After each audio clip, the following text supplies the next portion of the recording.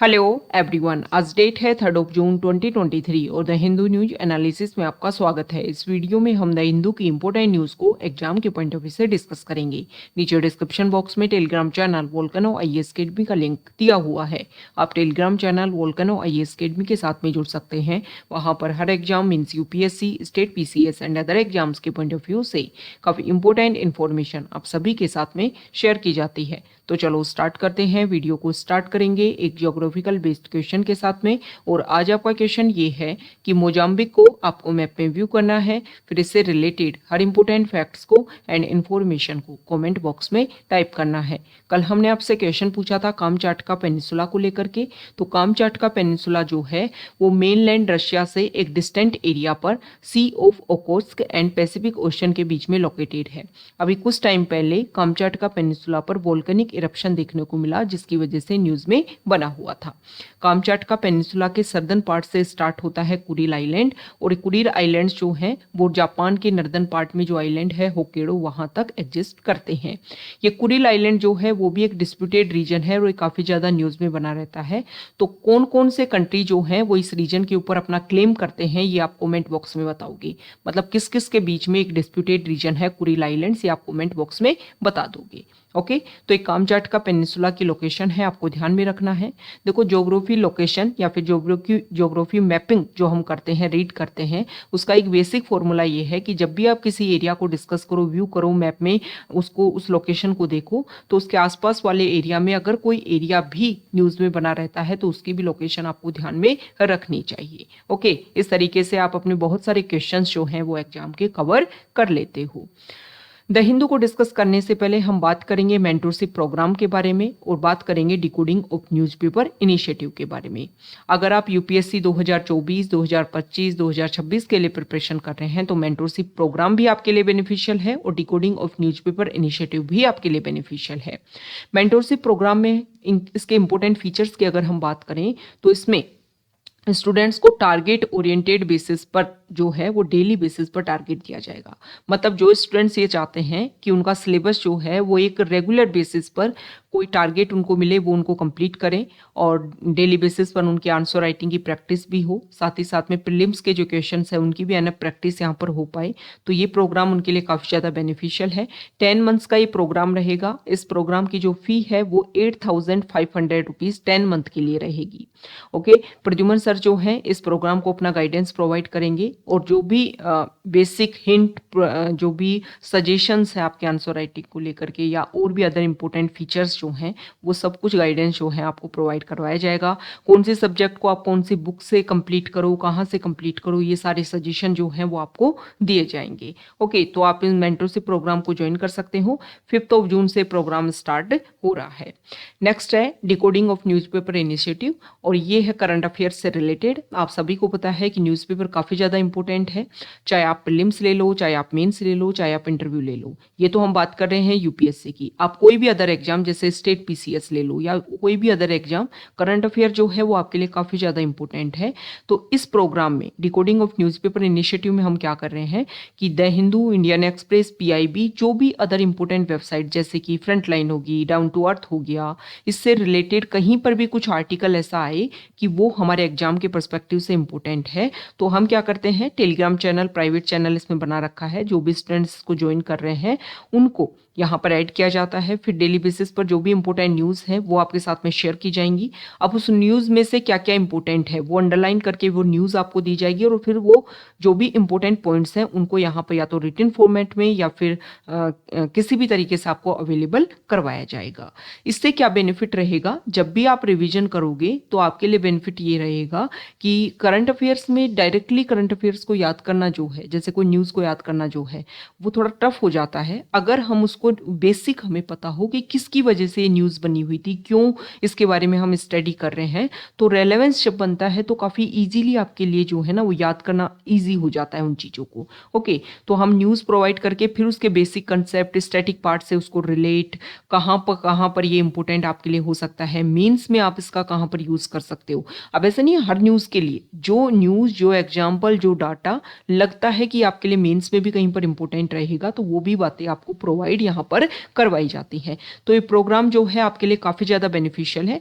1 जून से programme start हो चुका है। जब भी आप इसको ज्वाइन करोगे तभी आपके लिए बेनिफिशियल रहेगा, क्योंकि करंट अफेयर जो है वो तो काफ़ी ज़्यादा इंपॉर्टेंट है। इस प्रोग्राम की जो फी है वो 89 रुपीज़ पर मंथ है। कोई भी स्टूडेंट इसको ज्वाइन कर सकता है। मैं सजेस्ट करूंगी कम से कम आप 1 मंथ के लिए इसको ज्वाइन करके देखिए, आपको काफ़ी ज़्यादा बेनिफिट जो है ये प्रोग्राम प्रोवाइड करेगा। इन दोनों प्रोग्राम को ज्वाइन करने का जो लिंक है वो डिस्क्रिप्शन बॉक्स में अवेलेबल है, वहां जाकर के आप इसको ज्वाइन कर सकते हो। और सबसे इंपॉर्टेंट बात, जिन स्टूडेंट्स ने इसको ज्वाइन कर लिया है, हम देख रहे हैं कि टेलीग्राम पर बार बार मैसेज कर रहे हैं कि किस तरीके से हम टेलीग्राम जो है उस चैनल को ज्वाइन करें। देखो, आपने जो हमें पेमेंट किया है उस मेल में, जो हमारे पास आपका मेल आया है उस मेल में आपको रिवर्ट मेल किया गया है जिसमें टेलीग्राम लिंक आपको अवेलेबल करवाया गया है। तो वहां पर जाकर के आप टेलीग्राम चैनल को ज्वाइन कर सकते हैं। ओके, तो ये इंपॉर्टेंट रिक्वेस्ट है मेरी आपके लिए, आप जाकर के वहां पर ज्वाइन कीजिए, क्योंकि अगर आपने पेमेंट किया है और उसका अगर आपको बेनिफिट नहीं मिल पाता है तो इससे ज़्यादा एक प्रॉब्लमेटिक इशू जो है वो नहीं देखने को मिलेगा। तो आप अपना रिवर्ट जो मेल है उसमें जाकर के चेक कीजिए, टेलीग्राम चैनल का लिंक आपको अवेलेबल है, आप जाकर के वहां पर उसको ज्वाइन कर सकते हैं। और जो भी स्टूडेंट्स प्रिपरेशन कर रहे हैं उनको भी मैं सजेस्ट करूंगी 1 मंथ के लिए आप प्लीज इसको ज्वाइन कीजिए, आपके लिए काफी ज्यादा बेनिफिशियल रहेगा। ओके, द हिंदू को अगर हम डिस्कस करें तो फर्स्ट इंपॉर्टेंट न्यूज़ है द हिंदू के फ्रंट पेज पर। अगर हम डिस्कस करें तो उड़ीसा में ट्रेन एक्सीडेंट देखने को मिला, कुछ इशू इस तरीके का क्रिएट हुआ। अब ये कोई मैनुअल इशू है या फिर कुछ एक तरीके से अगर हम बात करें टेक्नोलॉजी बेसिस पर कोई इशू था, ये तो बाद में एग्जामिन करने के बाद में सामने आएगा। लेकिन इस एक्सीडेंट में काफ़ी ज़्यादा लोगों की डेथ हो गई है। इसमें एक ट्रेन जो है उसकी कुछ बोगीज जो हैं वो डीरेल्ड हो गई, जिसकी वजह से दूसरी तरफ से अपोजिट साइड से कोई ट्रेन आ रही थी उसमें वो क्रैश हुई। और साथ ही साथ में स्टेशन पर मालगाड़ी जो है वो खड़ी थी तो उसमें जाकर के टकराई। तो 3 ट्रेन जो है उनमें आपस में क्लैश देखने को मिला और काफ़ी लोगों की इसमें डेथ जो है वो देखने को मिली है। तो देखो, इस तरीके के जो इंसिडेंट हैं उनको रोकने के लिए मेन काम ये होना चाहिए कि जो भी हमारी रेलवे पटरीज हैं उनकी इंस्पेक्शन के लिए जो भी और टेक्नोलॉजी को हम इंस्टॉल कर सकते हैं। अब इसमें क्या इशू आएगा, क्या प्रॉब्लम आएगी, उसके बेसिस पर जो भी फिर सजेशन दिए जाएं उनका इम्प्लीमेंटेशन प्रॉपर तरीके से होना चाहिए। ऐसा नहीं है कि कमेटीज जो हैं उन्होंने रिकमेंडेशन दी लेकिन अगर उसका इंस्टॉलेशन नहीं हो पाया है तो उसकी वजह से प्रॉब्लम जो है वो टाइम टू टाइम रिपीटेशन जो है वो देखने को मिलता है। नेक्स्ट इंपॉर्टेंट आर्टिकल है एडिटोरियल पेज पर, और यहाँ पर हम आर्टिकल डिस्कस करेंगे कार्बन बॉर्डर एडजस्टमेंट मैकेनिज्म को लेकर के। राइटर जो है उन्होंने बताया है कि ये जो ईयू ने जो ये नए अपने क्लाइमेट लॉ एक्सेप्ट किए हैं इसकी वजह से अदर कंट्रीज के ऊपर क्या इफेक्ट होंगी। देखो, ये मैंने स्टार्टिंग में डिकोडिंग ऑफ न्यूज़पेपर इनिशिएटिव जो बताया है, इसमें आपके एडिटोरियल पेज पर या फिर हम बात करें इंडियन एक्सप्रेस का जो एक्सप्लेन पेज है या जहाँ पर भी जो न्यूज़ है उसमें से लगता है कि इसमें से कुछ डाटा जो है वो हमारे लिए इम्पोर्टेंट हो जाते हैं, या फिर एडिटोरियल में भी जो टर्म्स आती हैं उनको लेकर के भी क्वेश्चन पूछ लिया जाता है, तो उन टर्म्स को लेकर के भी एक्सप्लेनेशन हम आपको उस चैनल पर प्रोवाइड करवाएंगे। ओके, तो यहाँ पर CBAM क्या है, सबसे पहले तो आप बेसिक बात ये समझिए कि यूरोपियन यूनियन जो है उन्होंने एक टारगेट डिसाइड किया है कि वो 2030 तक क्या करेंगे, 1990 से कंपैरिजन करेंगे। इससे पहले जो उनका एमिशन था, इस एमिशन से 55% तक, मतलब अभी प्रेजेंट टाइम में जो एमिशन है ना उसको इसके बेस लाइन पर मान करके 55% तक रिडक्शन कम करेंगे। किसका, एमिशन का। ओके, तो इसी को टारगेट को एस्टेब्लिश करने के लिए EU यूरोपियन यूनियन लेकर के आए CBAM। CBAM क्या है, एक तरीके का टैक्स होगा, और टैक्स होगा जो बॉर्डर एरियाज पर लगेगा। मतलब अदर कंट्रीज से कोई सामान, कोई मटेरियल जो है, कोई प्रोडक्ट जो है अगर EU में, यूरोपियन यूनियन में एंटर करेगा तो बॉर्डर पर ये टैक्स जो है वो लगाया जाएगा।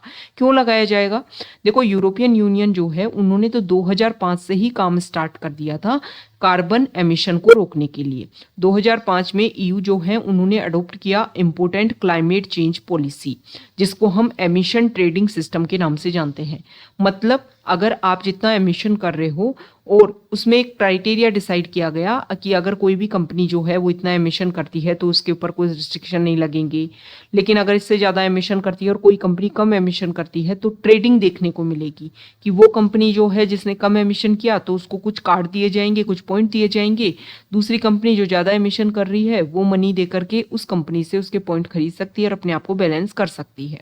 अब क्या देखने को मिला कि यूरोपियन यूनियन ने तो ये अपना क्राइटेरिया एरिया डिसाइड किया, लेकिन बहुत सारे कंट्रीज ऐसे हैं जहां पर अभी भी क्लाइमेट चेंज के लेकर के या फिर एमिशन को लेकर के स्ट्रिक्ट रूल्स एंड रेगुलेशन नहीं है।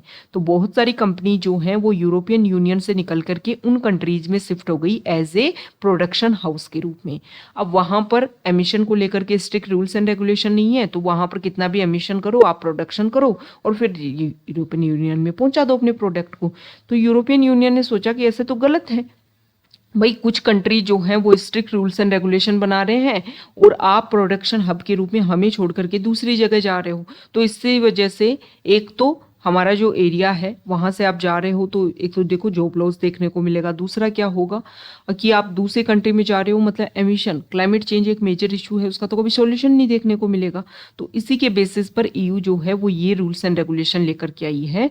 और देखो इंडिया जो है उसमें एल्यूमिनियम, सीमेंट, स्टील, ये कुछ ऐसे हैं प्रोडक्ट जो हैं जिनमें प्रोडक्शन में काफ़ी ज़्यादा एमिशन देखने को मिलता है। तो अगर ये प्रोडक्ट ईयू में जाएंगे तो उनके ऊपर भारी टैक्स देखने को मिलेगा।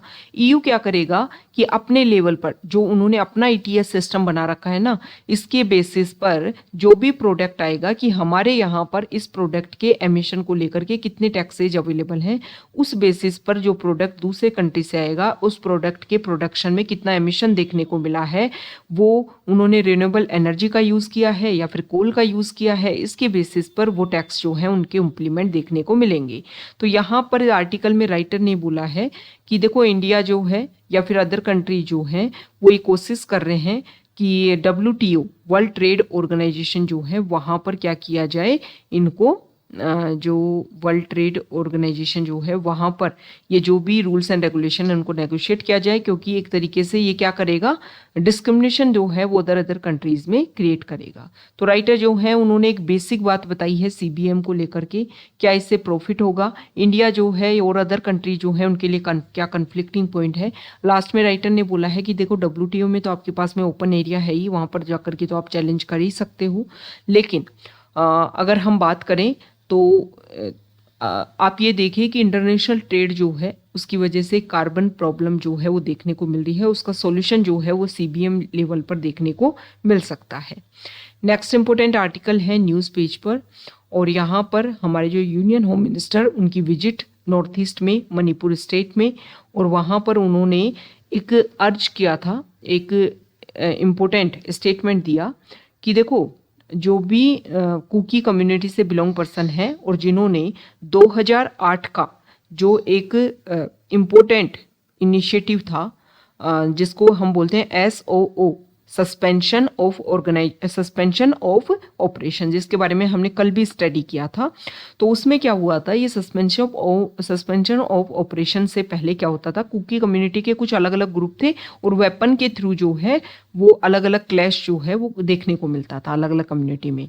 तो 2008 में वहाँ की गवर्नमेंट, सेंट्रल गवर्नमेंट और जो कुकी कम्युनिटी से रिलेटेड जो ऑर्गेनाइजेशन उनके बीच में एक समझौता हुआ, एग्रीमेंट हुआ, और उसमें ये शामिल किया गया कि जो भी वेपन्स हैं उनको आप जमा करवाओगे एक जगह। लेकिन अभी क्या हुआ कि मई के स्टार्टिंग में जब कुकी और मैती कम्युनिटी में जो क्लैश दोबारा से देखने को मिला, तो ये देखने को मिला कि वो जो एरिया जहाँ पर इन वेपन को रखा गया था वहाँ से लूट लिया गया था इनको दोबारा से।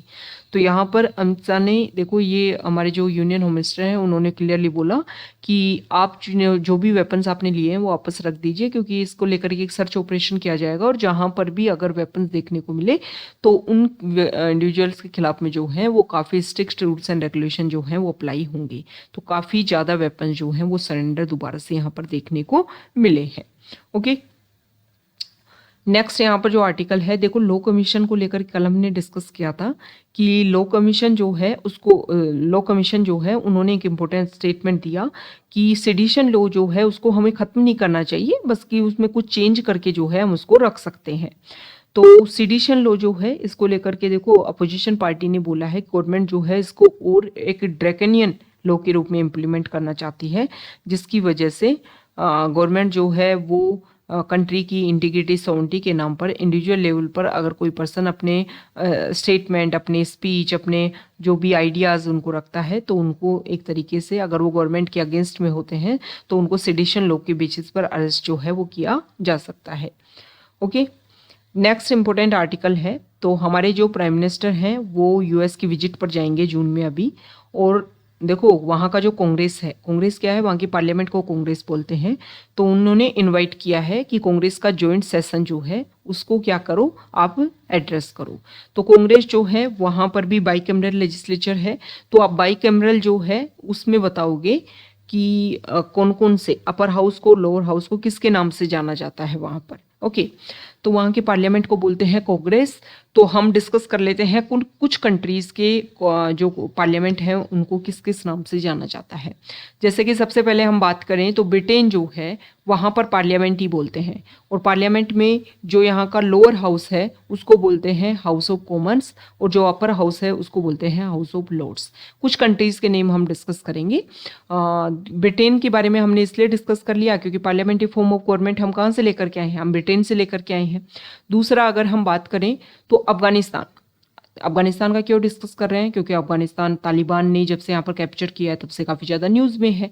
तो कुछ ऐसी लोकेशन जो आप काफ़ी ज़्यादा न्यूज़ में है तो उसके बारे में पता होना चाहिए। तो अफगानिस्तान की जो पार्लियामेंट है उसको बोला जाता है शूरा। अब हमारे कुछ रीजनल कंट्रीज हैं जैसे कि चाइना, ओके, और चाइना के साथ में हमारा बॉर्डर इशू भी रेगुलर देखने को मिलता है। तो नेशनल पीपल्स असेंबली जो है वो इसकी पार्लियामेंट को बोला जाता है। उसके बाद में भूटान जो है, भूटान भी हमारा रीजनल एरिया है, और यहाँ की जो पार्लियामेंट है उसको बोला जाता है सोगडू। ओके, इसके बाद में है ईरान। ईरान जो है वैसे ही न्यूज़ में है। क्यों न्यूज़ में है, क्योंकि भाई जो यूएस जो है उन्होंने कुछ रूल्स एंड रेगुलेशन के साथ में बनाए थे न्यूक्लियर वेपन्स को ये ज़्यादा से ज़्यादा इंक्रीज ना कर सके इसको लेकर के, लेकिन बाद में यूएस जो है वो पीछे हट गया डोनाल्ड ट्रंप के एरा के टाइम में। ओके, और अभी प्रेजेंट टाइम में उस इशू को लेकर के कोई जो एक रेगुलेशन जो है वो नहीं देखने को मिला है। तो इनकी जो पार्लियामेंट है उसको बोला जाता है मजलिस, ये आपको ध्यान में रखना है। और देखो जो मालदीव है ना, मालदीव, उसकी मालदीव जो है उसकी जो वो है पार्लियामेंट उसको भी बोला जाता है मजलिस। ओके, इसके अलावा हमारे बॉर्डर एरिया में ही अगर हम डिस्कस करें तो जो नेपाल है वो भी हमारे बॉर्डर एरिया में, प्रेजेंट टाइम में वहाँ के जो प्राइम मिनिस्टर हैं वो भी इंडिया की विजिट में है। और अभी इंडिया ने जो अखंड भारत का मैप जो रखा है अपना नई पार्लियामेंट बिल्डिंग में, उसको लेकर के भी कुछ इशू जो है वो देखने को मिल रहा है, और इसकी वजह से भी न्यूज़ में है। नेपाल ने क्लेम किया है कि आपने हमारा एरिया जो है वो शो कर दिया है, लुम्बिनी एरिया के ऊपर इंडिया क्लेम कर रहा है कि इंडिया के अंडर आता है। साथ ही साथ में दूसरा एरिया की अगर हम बात करें तो पाकिस्तान ने भी क्लेम किया है, तो उसकी वजह से भी नेपाल पाकिस्तान यूज में है। तो नेपाल की जो पार्लियामेंट है उसको बोला जाता है राष्ट्रीय पंचायत। ओके, जो पाकिस्तान है उसकी अगर हम बात करें पार्लियामेंट है उसका जो लोअर हाउस है उसको बोला जाता है नेशनल असेंबली, और जो अपर हाउस है उसको बोला जाता है सीनेट। ओके, अब यूएसए जो है उसके पार्लियामेंट को तो अभी हमने डिस्कस किया, कांग्रेस बोला जाता है। और इसके अलावा देखो कुछ कंट्रीज और न्यूज़ में रहते हैं, जैसे कि इजराइल काफ़ी ज़्यादा न्यूज़ में रहता है। तो इजराइल की जो कैपिटल है उसको बोला जाता है निसिट। ओके, इसके अलावा फिनलैंड भी प्रेजेंट टाइम में न्यूज़ में है। क्यों न्यूज़ में है फिनलैंड, क्योंकि नाटो ऑर्गेनाइजेशन का 31st मेंबर बना है, और इसकी जो पार्लियामेंट है उसको बोला जाता है एड्यूस कुस्टा। ओके, और पार्लियामेंट भी बोला जाता है इंग्लिश में। बांग्लादेश हमारा बॉर्डर एरिया, और बॉर्डर एरिया में कंट्री है, इसको बोला जाता है पार्लियामेंट को जातीय पार्लियामेंट। ओके, और इसको इंग्लिश में बोला जाता है house of the nation, house of the nation. तो ये कुछ बेसिक बातें हमने डिस्कस की। इसके अलावा ताइवान जो है वो भी न्यूज़ में बना रहता है। ताइवान स्टेट हमने डिस्कस भी किया है कुछ टाइम पहले, क्योंकि वहाँ पर यूएस जो है वो ताइवान को बोलता है आप इंडिपेंडेंट हो, चाइना बोलता है ताइवान मेरे अंडर आता है। तो ताइवान जो है उसकी जो पार्लियामेंट है उसको बोला जाता है युआन। ओके, और जापान इंडिया का काफ़ी अच्छा दोस्त है, क्वेड ग्रुप में मेंबर है, और G7 में भी अभी मीटिंग हुई हिरोशिमा में जो इंडिया को इनवाइट किया है एज ए गेस्ट मेंबर, और G7 का मेंबर है जापान। और जापान के साथ में मिलकर के इंडिया जो है वो G4 ग्रुप का मेंबर है। G4 में जापान के अलावा जर्मनी है, इंडिया है, और कौन है, ब्राज़ील है, साउथ अफ्रीका से, साउथ अमेरिका कॉन्टिनेंट से। ये बात कर रहे हैं यूनाइटेड नेशन सिक्योरिटी काउंसिल में परमानेंट मेंबरशिप के लिए, ये 4 कंट्रीज। तो जापान जो है इंडिया के लिए काफ़ी ज़्यादा इंपॉर्टेंट है, और इसकी पार्लियामेंट को बोला जाता है डाइट। ओके, तो ये कुछ बेसिक हमने नाम डिस्कस किए। और ये आपके लिए इम्पोर्टेंट है, आपको पता होना चाहिए। कोई भी जो एरिया न्यूज़ में है, देखो आप यूपीएससी का पेपर देख लो, डायरेक्टली क्वेश्चन कहीं नहीं है, कोई एरिया न्यूज़ में है उसको लेकर के कुछ भी क्वेश्चन जो है वो पूछा गया है। तो जो न्यूज़ में है उसके बारे में बेसिक बातें जो है ना वो आपको पता होनी चाहिए। ओके, तो अब पार्लियामेंट न्यूज़ में था, वहाँ का कांग्रेस न्यूज़ में था, तो हमने डिस्कस कर लिया। हमारे इंडिया में संसद बोलते हैं, इंग्लिश में पार्लियामेंट बोलते हैं। ओके, नेक्स्ट इंपॉर्टेंट आर्टिकल जो है यहाँ पर देखो, यहाँ देखिए, हम सबसे पहले बात करेंगे यूजीसी के जो चेयरमैन हैं, उन्होंने बोला है कि डीम्ड यूनिवर्सिटीज़ की जो गाइडलाइंस हैं वो हमने न्यू गाइडलाइंस रिलीज़ कर दी हैं।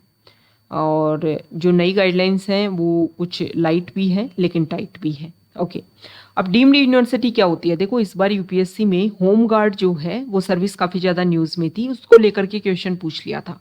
तो इस तरीके से कोई भी टर्म जैसे कि खेल रत्न पुरस्कार, अर्जुन जो अवार्ड दिया जाता है, इसके अलावा जो भी मेजर ध्यानचंद अवार्ड जो दिया जाता है वो न्यूज़ में रहते हैं। ओके, तो वो उसको लेकर क्वेश्चन पूछ लिया गया। तो एक बेसिक अवेयरनेस आप में होनी चाहिए कि अच्छा कोई टर्म न्यूज़ में आपको पता होना चाहिए कि क्या होता है।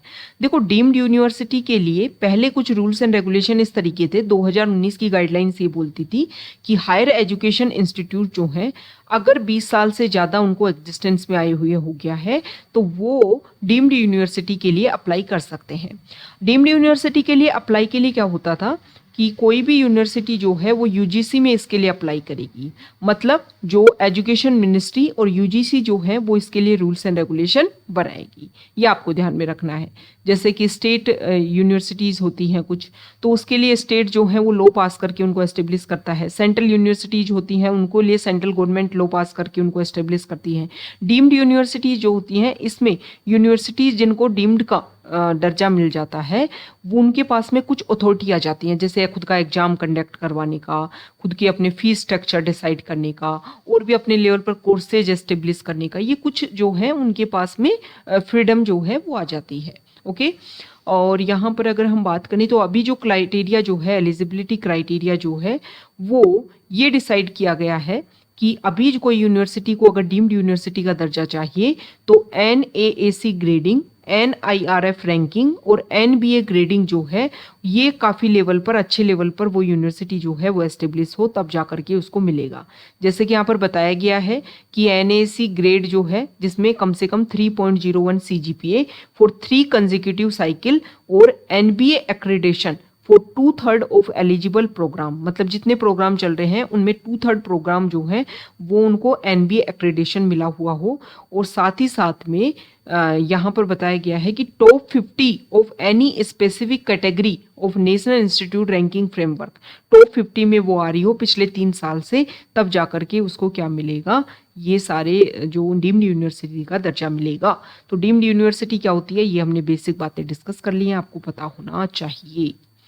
नेक्स्ट जो यहाँ पर आर्टिकल है वो रिलेटेड है, OTT प्लेयर्स बोल रहे हैं कि भाई सैटेलाइट बैंडविड्थ जो है वो हमारी बेटर स्ट्रीमिंग के लिए काफ़ी यूज़फुल रहेगी। तो सैटेलाइट बेसिस पर जो भी प्लेटफॉर्म है उनको अलग अलग बैंड दिया जाए। बैंड क्या होता है, मान लो ये स्केल है तो इसमें यहाँ से यहाँ तक का जो एरिया है, मान लो किसी एक OTT प्लेटफॉर्म को दे दिया यहाँ से यहाँ तक का क्राइटेरिया, जैसे FM में बैंड जो होता है इस तरीके से।